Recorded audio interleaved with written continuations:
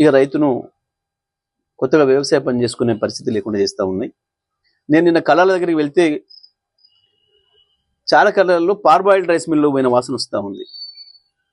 అన్నిసార్లు ఒడ్లు రైతులు తడిచి ముద్దయిపోయి ముక్కిపోయిన వాసన. రైతు పరిస్థితి చాలా దారుణంగా ఉంది.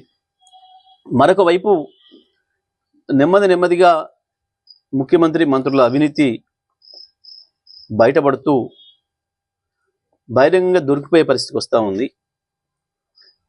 ఈడీలో ముఖ్యమంత్రి పేరు పెడితే కూడా దాని నుంచి తప్పించుకోవడం కొరకు బహిరంగంగానే మోడీ దగ్గరికి వెళ్ళిన ఆయన.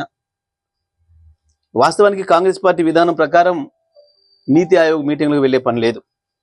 ముఖ్యమంత్రి స్వయంగా అసెంబ్లీలో చెప్పినాడు, తెలంగాణ ముఖ్యమంత్రి గత శాసనసభలో, ఆ నీతి ఆయోగ్తో ఏమీ లేదు, దానికి పోయి అక్కర్లేదు అని వాస్తవానికి బహిష్కరించిండు గత నీతి ఆయోగ్. మొన్న